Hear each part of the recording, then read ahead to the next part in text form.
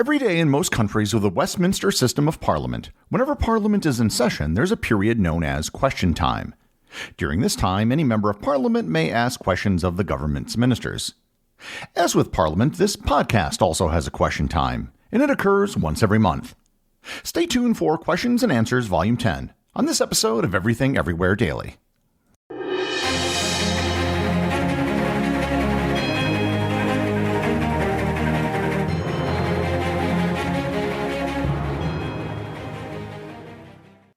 This episode is sponsored by DraftKings.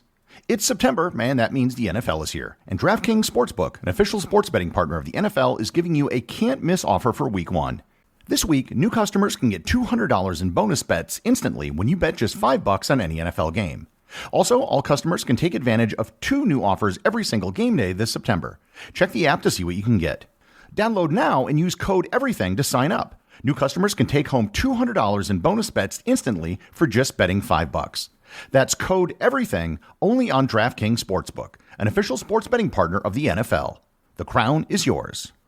Gambling problem? Call 1-800-GAMBLER or visit 1-800-GAMBLER.net. In New York, call 877-8-HOPE-NY or text HOPE-NY to 467-369. In Connecticut, help is available for problem gambling. Call 877-789-7777 or visit ccpg.org. Please play responsibly. On behalf of Boot Hill Casino and Resort, Kansas, 21 plus age varies by jurisdiction. Void in Ontario. See dkng.co/football for eligibility terms and responsible gaming resources. Bonus bets expire 7 days after issuance. Eligibility and deposit restrictions apply. This episode is sponsored by newspapers.com. If you listen to this podcast, then you're probably a student of history.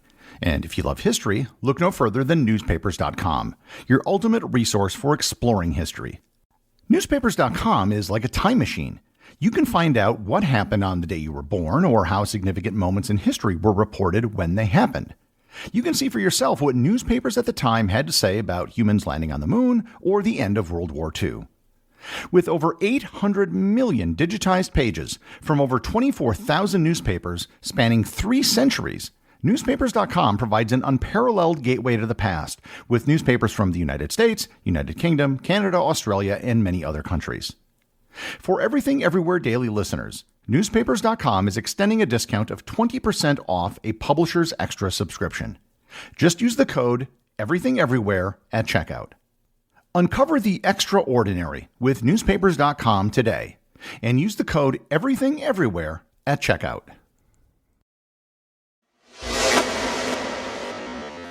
Let's jump right into the questions. John Higgum asks, what counts as visiting a country? My litmus test is, did I spend the night? By that measure, I've been to 51 countries, but I've spent quite a bit of time in Vatican City, and unless you know the right people, you're not spending the night. Does that count as a country visit? Or I once spent several hours on a tour along the Wadis in Oman, but did not stay the night. Is that a visit? What's your standard for a visit? John, this is a good question, and one that comes up quite often in various travel communities. I understand why people use a stay overnight as a standard, but it's one that I do not subscribe to. Let me explain. Back in 2007, I visited Macau. I took the very first ferry in the morning from Hong Kong to Macau, and I spent a full day in Macau. I walked all over the island. I explored all the major attractions. I had 3 meals there, and I took the last ferry back from Macau in the evening. I didn't stay overnight, but I think I absolutely visited Macau. Consider this compared to someone who flies into Macau, gets a room at an airport hotel, sleeps, wakes up the next morning, and goes directly to the airport to leave. Most of their time in Macau was actually spent unconscious in a closed room. They didn't see or experience anything, yet they technically spent a night in Macau. To me, visiting a place involves doing and seeing things, not being holed up in a room unconscious. So, what constitutes a visit is going to vary depending on what you're visiting. So I would say you have absolutely visited Vatican City. It's the smallest country in the world. If you've been inside St. Peter's and the Vatican Museum, you've literally explored more of the country on a percentage basis than you probably have for any other country. I'm not sure why being asleep in a closed room would make your experience any more meaningful. On the other side of the coin, a few years ago I spoke at a conference on the island of Hainan in China. I was at a resort hotel for several days, but I can't say I really saw anything beyond the hotel. And that's the only time I have been to the People's Republic of China proper, not including the special administrative regions. Have I visited China? Well, I guess technically yes, but have I really visited China? No, I don't think so. Not really. I think trying to force a rule for every country doesn't make sense because every country is different. I literally walked across the entire country of Monaco, but I didn't spend the evening there because I was staying in Nice. The criteria I use is, was it a meaningful visit? And that is always going to vary from person to person and place to place. Fabio Fidnazza asks, are you into cooking? While I could answer this question with a simple yes or no, the actual answer is a bit more involved. From about 2010, when I started traveling full-time, to about 2020, when the pandemic started, I rarely cooked a meal for myself. I didn't have a kitchen to cook in or one to store food. And even when I was staying someplace like a hostel that did have a kitchen, I didn't find the idea of storing food in a communal refrigerator and waiting in line to use pots and pans to be very appealing. Especially when I could go just get a cheap, decent meal somewhere nearby. When I did finally get a place that I could use as a home base, I kept doing what I had been doing for years. I ate out pretty much every single meal. Eventually, I slowly started preparing my own food, but I was doing it with like a George Foreman grill. George Foreman, great boxer, one of the greatest heavyweights of all time. However, I found the grill to be horrible. Eventually, I got to a point where I was making almost all of my meals at home, and I was becoming more adventurous with what I was making. I'd been working on particular recipes, experimenting with them, and working on making incremental improvements.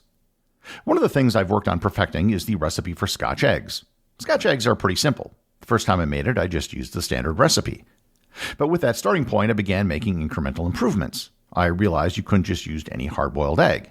You had to have one that was medium-boiled, such that the yolk wasn't hard, but also not runny. And that took me down the rabbit hole of trying to find the perfect eggs, as well as determining the perfect method of cooking them that could be replicated. I switched from ground pork to a ground pork and ground beef mixture, thank you ButcherBox, and experimented with seasonings, coatings, and other things. I'm currently going through a similar process with crispy pork belly. My first attempt was a solid B-. I've also recently become a devotee of cast iron. Turns out a cast iron pan that I've been using, that my father used to fry fish with, is actually 80 to 90 years old, and I had no idea until I researched it. So to answer your question more directly, I wasn't into cooking, but now I kind of am. Trina Wellington Deanda asks, what's the longest you've been stuck somewhere you didn't plan to be while traveling? Where? What happened? Probably the longest was in 2010. I was stuck in Spain when the volcano in Iceland erupted, which stopped transatlantic flights for 5 days, and then there were even more delays on top of that, as all the flights that were canceled had to be resolved. It wouldn't have been so bad but for the fact that my father was in the hospital and I really needed to get back to the US.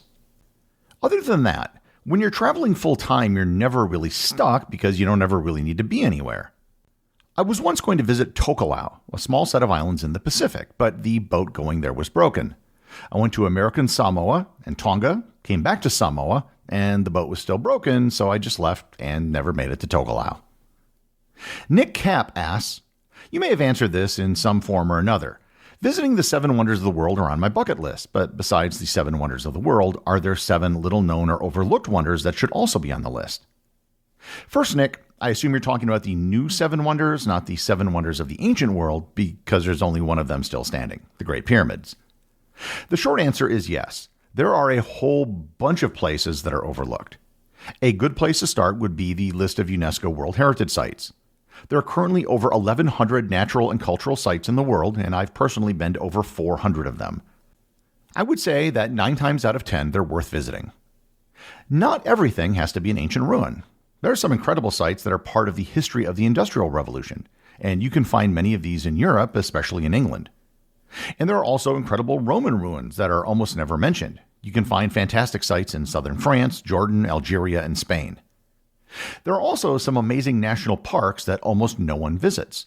Nahanni National Park in the Northwest Territories of Canada and Torngat Mountains National Park in northern Labrador are 2 of the greatest parks I have ever visited in my life, and they both get fewer than 1,000 visitors a year. Most people visit places because they know about it. That's why everybody visits the same few places, because they don't know anything else.